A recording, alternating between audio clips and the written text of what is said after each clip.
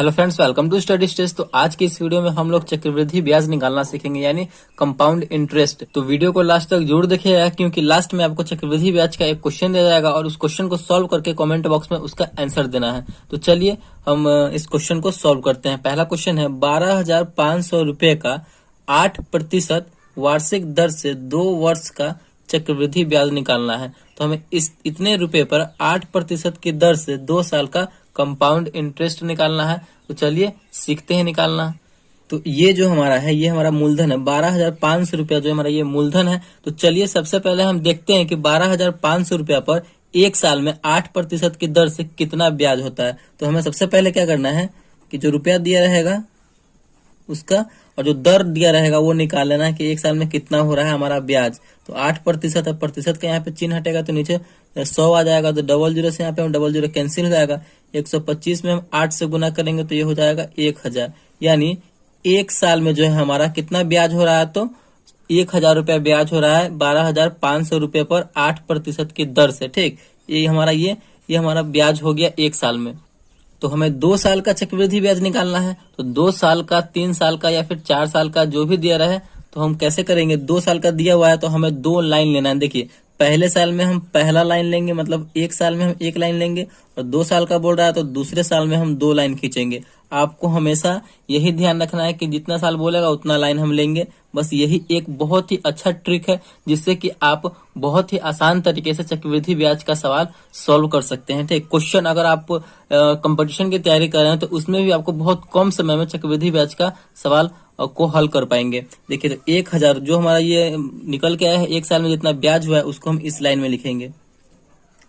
फिर यही जितना है बिल्कुल सेम नीचे वाली लाइन में लिखेंगे, क्योंकि ये जो हमारा पहला लाइन होता है ये हमारा साधारण ब्याज का लाइन होता है। अब हमारा जो है ये तो पहले लाइन में यानी पहले साल का ब्याज है, तो दूसरे साल में इसी ब्याज पे ना ब्याज लगेगा। चक्रवृद्धि ब्याज कहने का मतलब क्या है कि ब्याज पे ब्याज, यानी हमारा जो पहले साल का ब्याज है तो दूसरे साल में उसी ब्याज का ब्याज लगेगा।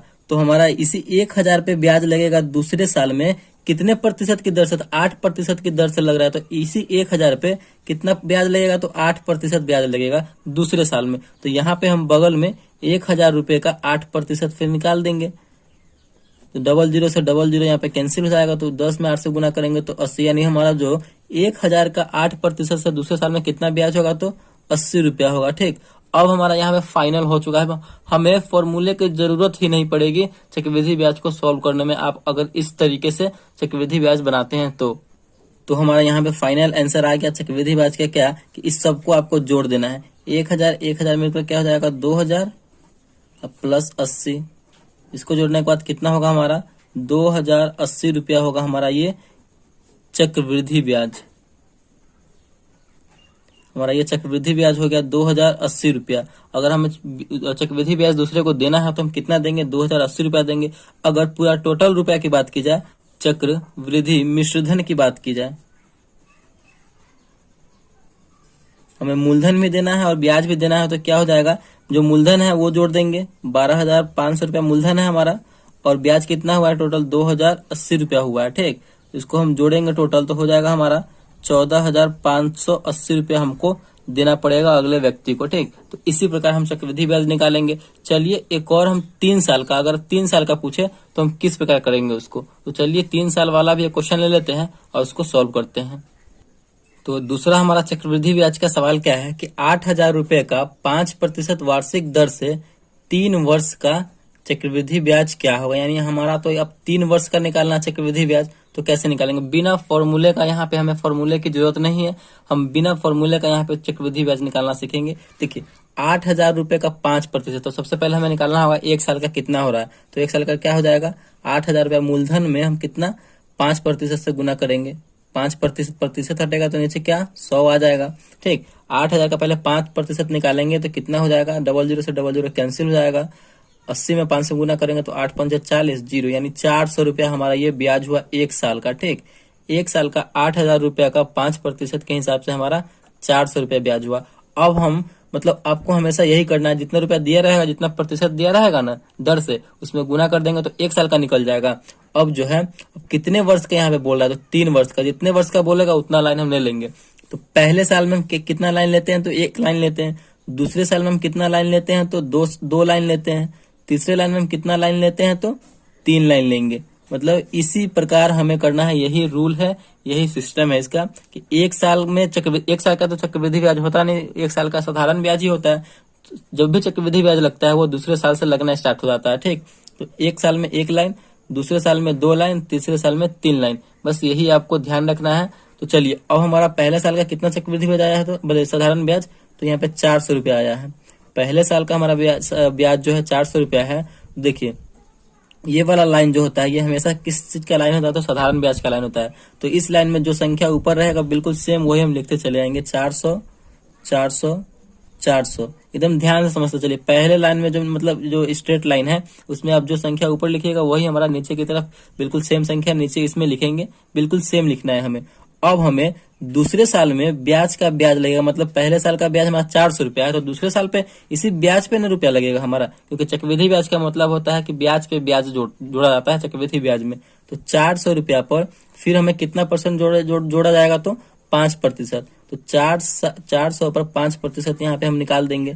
तो 5% ऐसे निकालेंगे, डबल जीरो से डबल जीरो कैंसिल, 5 चौका 20, यानी जो है 400 का दूसरे साल में कितना रुपया हो जाएगा हमारा तो 20 रुपया हो जाएगा ब्याज। ठीक, कितना प्रतिशत की दर से तो 5% की दर से। अब जो है इस लाइन में इसमें अब क्या नंबर आएगा तो इसमें जो है जो नंबर आपका पहले में आया है उसका सिर्फ हम डबल करते चले जाएंगे, यानी पहाड़ा पढ़ते चले जाएंगे। 20 है तो 20 दूना 40।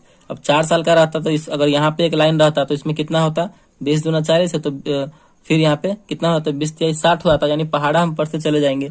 अब फिर हमें तीसरे साल में इसी 20 रुपया पर ना फिर हमें जोड़ना है ब्याज। तो कितना, 20 रुपया पर 5% पूछा जा रहा है तो 20 रुपया पर 5% निकालेंगे। 20 गुने 5, प्रतिशत हटेगा नीचे 100 आ जाएगा, 1 जीरो से 1 जीरो कैंसिल। देखिए 5 दूना 10 और 2 से 2 कैंसिल हो जाएगा एक बार में, यानी 20 रुपया का 5% के हिसाब से कितना हुआ तो 1 रुपया हुआ। 20 रुपया का अगर हम 20 का हम 5% निकालेंगे तो कितना हो जाएगा, 1 हो जाएगा। अब हम इस सब को क्या करते हैं तो जोड़ देते हैं। बस यही स्टेप आपको समझते चलना है। ठीक, तो आई होप आपको ये पूरा स्टेप समझ में आ गया होगा। अब हमें इसको सबको जोड़ देना है। तो 4 4 8 4 12, ये हो गया 1200 प्लस 20 और 40 को जोड़ेंगे तो हो जाएगा 60 प्लस 1। इस सबको पूरा आप जोड़ दीजिए, 1260 और 1 61, यानी 1261 रुपया हमारा ये हो जाएगा चक्रवृद्धि ब्याज। ठीक, चक्रवृद्धि ब्याज हमारा कितना हो जाएगा तो 1261 रुपया हो जाएगा। तो इसी तरीके से हम बनाते हैं। तो आई होप आपको जो है चक्रवृद्धि ब्याज भी निकालना आ गया होगा। तो चलिए आपके लिए क्वेश्चन दे रहे हैं, उस क्वेश्चन को सॉल्व करके कमेंट बॉक्स में उसका आंसर देना है। तो यहाँ पे आपके लिए क्वेश्चन है, 5000 रुपये का 10% वार्षिक दर से 2 वर्ष का चक्रवृद्धि ब्याज हमें निकालना है। तो हमने 2 वर्ष और 3 वर्ष दोनों का सीख लिया कि किस प्रकार चक्रवृद्धि ब्याज निकालेंगे बिना फॉर्मूला के। तो आपको इसी तरीके से, यानी इसी टाइप से, जिस टाइप से हमने सिखाया है उसी टाइप से आपको बना करके कमेंट बॉक्स में इसका आंसर देना है। तो आई होप वीडियो आपको अच्छा लगा होगा और पसंद आया होगा। तो प्लीज वीडियो को एक लाइक कीजिएगा और चैनल पर नया है तो चैनल को सब्सक्राइब जरूर कीजिएगा। Thank you.